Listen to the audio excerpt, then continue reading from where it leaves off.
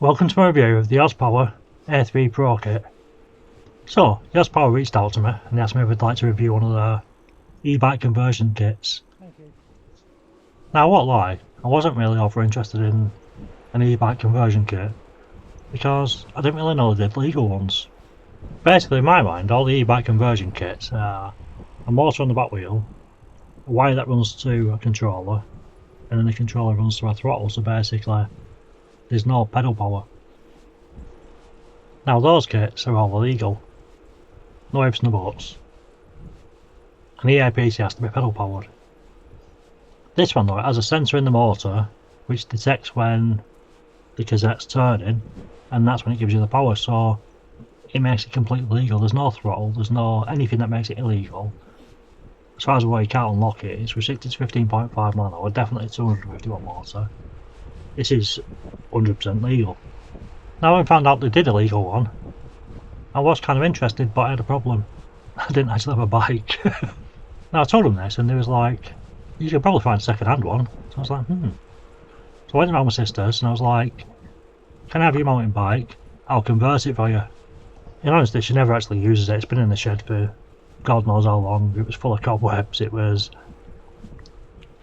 unused for a long time, let's just say that. So I got my sister's bike and I wasn't really sure about measuring wheels because it's not the rim, it's the wheel, and like I didn't really know how the rim converts to the wheel size. Now the rim size was 25 inches and I didn't have any 25-inch kits, so I was like, So I emailed YOSE Power and they sent me a size guide which I'll put on screen now.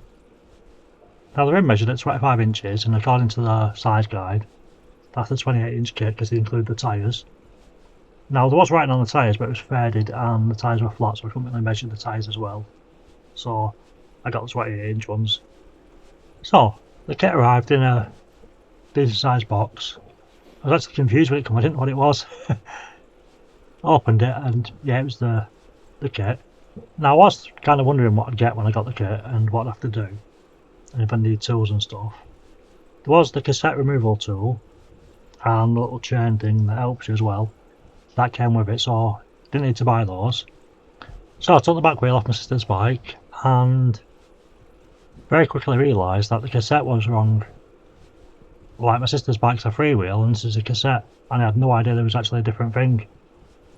Now at the time I was struggling to get the actual socket thing into the freewheel and I wasn't sure if it's because it was rusted and it was in bad condition because it had been rusting for a long time. So I was like, I may as well just buy a new one. So I bought a new one and it came, and that's when I realised there's a difference between freewheel and cassette, because that one was the same as my sister's but it didn't work either. So I sent that one back to Amazon and I looked online and found one at Halfords. I went and bought that one. That was the cassette one. I bought a 7-speed one because my sister's bike was already 7-speed, so I figured the less messing about the better. So I got home and it fit, and tool fit, it was all going well. Tightened it up and the cassette moved side to side. So I was like, this can't be right. So I asked ChatGPT and it said I needed a 4.5mm spacer. And I looked online and I found one, it was like £2 and then 20 quid posted in packaging from America, so I was like, I'm not buying that. And then I found a set of 3 that was like a 2mm, a 1mm and a 1.5mm to make up the 4.5mm, so I ordered that. So I put all 3 spacers on and the cassette, and the locking thing wouldn't tighten. So I took them back off and I just put the 2mm on and it worked perfectly. So I was thinking, I bought the actual spacer set rather than the 4.5mm one, otherwise that'd have been too big and I'd have to buy more. So the cassette was on the new motor wheel and it was all ready to go, so I took the tyre and inner tube off the old wheel and went to put them on, but there was no actual rim tape in it. So I got some electrical tape and put that round it. I'm not sure if that'll hold or not, or whether it's good enough. They say it's not, but I'm going to leave it there anyway. Apparently should have been some rim tape in the actual package, but there wasn't, so check when you get yours. So I pumped the tyre up and put the wheel on the bike. The wheel was finally on. We had an actual bike. Now it was time to fit the rest of the kit, which is actually really easy. Like really easy. So first you put the bottle cage on, which the 2 wires connect into. The wire from the bottle cage to the motor runs obviously to the back wheel, and then there's another wire that runs to the display and headlight. Speaking of headlight, there wasn't actually any screws to put the headlight on the bike. I have no idea why not, but I had to sort that myself. Well, actually bolts, not screws. So I got it all built, all ready, put the bottle in, tried to turn it on and nothing. So I took the bottle off and I found underneath it, like on the bottom of the bottle, there's a little silver button you push in and that turns it on. So I put the bottle back on and now we had power. Also at first I wasn't sure if the motor was really quiet or it just wasn't working. It turned out it wasn't working because I'd not plugged in the connection properly, so it wasn't actually connected.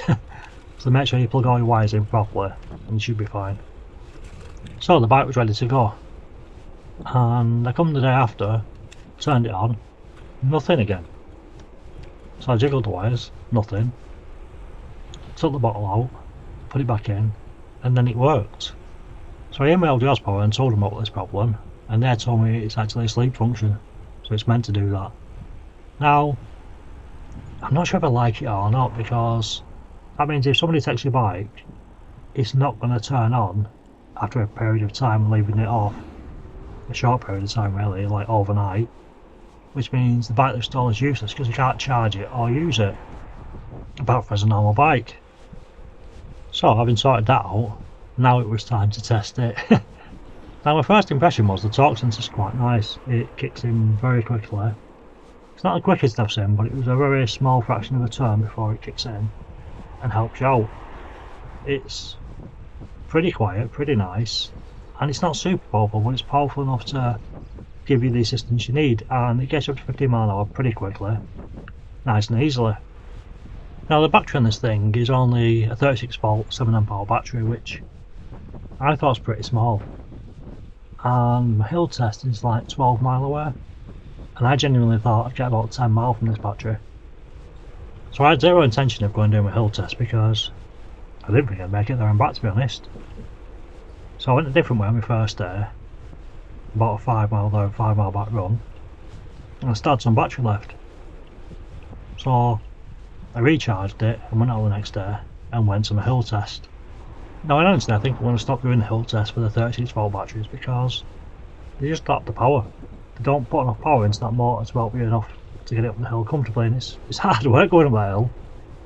Now I don't really know how e-bikes work, to be honest, because I've reviewed other bikes with 55 Nm of torque, which it says it has, going up that hill, and they've managed fine, but this one, it was getting me up there and it was helping a bit, but it wasn't helping loads, and I was having to do the work. And obviously because it's a mountain bike, I've now got 21 gears instead of the normal 7 on the e-bike, so it's easier to get up, but I don't really do my hill test that way, and I kind of give up on the hill test. Now I've said this a few times in different videos, this hill that I do my hill test on isn't a nice hill at all. It's the kind of hill that you wouldn't want to walk up and you wouldn't want to ride up unless you had power, because it's just not nice. Which is exactly why I chose it for my hill test, to be honest. Let's face it. Now in fairness, normal hills that you come across, like short ones to go over bridges and things like that, it'll do fine, it has no issues with that. And if you live in a flattish area with occasional hills, brilliant. Now unfortunately the day I reviewed this, or the first run out I did on it, it was fine on the way there, but on the way back the wind really picked up, we're having storms around here and stuff, so it's been quite windy, and on the way back I was going straight into the wind and it slowed me to about 10 miles an hour. I was still pedalling fairly easily and in a low gear, but the power of the wind was definitely more than the power of the bike, and it slowed the bike down as a result. Now as I said, we was having storms, and ironically it shut the storm barriers on the seafront, which blocked my path. Now luckily I was on this bike, and it's only 10 kilos the kit, so I could just lift the bike over and the kit just straight over and carry on with my journey. On a normal e-bike I'd have had to have turned around and gone a different way, because I'm not lifting that over the barrier, it'd been well hard. So I was quite lucky, to be honest. So what do I actually think of it all? Well, the first thing to say is the price. It's currently £392, and that's about half an e-bike, so it's a damn sight cheaper. Also the weight, it weighs, as I said, about 10 kilos, which is about a third of the weight of an e-bike, so it's definitely got its uses. Now I'm not going to say who can and can't use it, or who would and wouldn't use it, because literally as I've shown, you can get any bike and just put it on. That's what I did. But personally, if I was buying this, I'd buy it for a specific bike that I already pre-owned. So I'd actually buy it for my bike, which I don't have one, but if I did, I'd buy it for my bike. Now I think it's fair to assume, if you have a bike already, and you're going to buy this for your bike, you're probably going to want to do some cycling, or you already do. Now if that assumption's right, let's say you're a person who bought a bike with the intention of getting fitter, and you go out on the bike and you realise that pedaling a bike isn't fun. It's hard work, you're knackered, and you're like, yeah, I really don't like this, and you put it in your shed for 10 years, like my sister did with her bike. Now the option to that is buy this, because now you've got an e-bike, and you can obviously pedal your bike as normal as it would be without any power at all. You can have pedal assist increments to make it a bit easier here and there, or you can pedal your bike as far as you want, get tired, and then turn it on the way back and have a nice easy ride home. So it definitely has its uses. In addition, I said before that I didn't think the battery would do more than 10 mile. I actually got 19 mile out of it, which is really good for the size of battery it is. I'm a bit disappointed that there's no option for a bigger battery, or a second battery, as the kit's very one-dimensional. You can only plug and play what you've got with the kit, you can't add more to it. But 20 mile for a 7Ah battery is really nice. I have to admit as well, the 20 mile was a nice easy ride. It was chilled, calm, not really much effort. It was enjoyable. The one thing I didn't enjoy, and this is nothing to do with the kit, it's just my sister's bike, and it has no mud guards. And I went out in the rain and I got drenched. The water, the mud, everything flipped all over me. I miss mud guards. So yeah, I actually think this is kind of the first thing I've ridden that kind of qualifies as an EAPC, because an electrically assisted pedal cycle. Because usually my e-bikes don't really assist me, they do all the work because I'm lazy, but this is actually designed to assist you, and it's actually a really nice bit of kit, to be honest. I think from a personal point of view, it's a good bit of kit, to be honest. I mean, my sister's bike's been in the shed for 10 years, and I can't blame her because I did the same thing. I bought a mountain bike, never used it, and I think with this kind of kit on, I'd use my bike a lot more because it's actually useful. It's easy to get around and it's a nice chilled ride. At its price point, it's really good. I mean, putting this on my sister's bike, and it felt like some of the other e-bikes I've ridden, especially the 36 volt ones, it competes with them, and it's a lot cheaper. So yeah, it's a very good alternative to buying a full e-bike if you just want to convert your bike. I'd say definitely go for it. And especially now in a situation whereby the police are confiscating scooters a lot more often and e-bikes are expensive, so I think that's a good starter kit, and a legal good starter kit, one that you're not going to get took off you. So yeah, definitely recommend it. Also, if you use the code noob-ebike-guy, you'll get a discount. So once again, if you got this far, thank you for watching. If you like the content I'm making, please do like, share and subscribe, it really does help. Anything you want to say, put it in the comments, or any questions, again put them there. I'll get back to you as I always do. And I'll see you in the next video.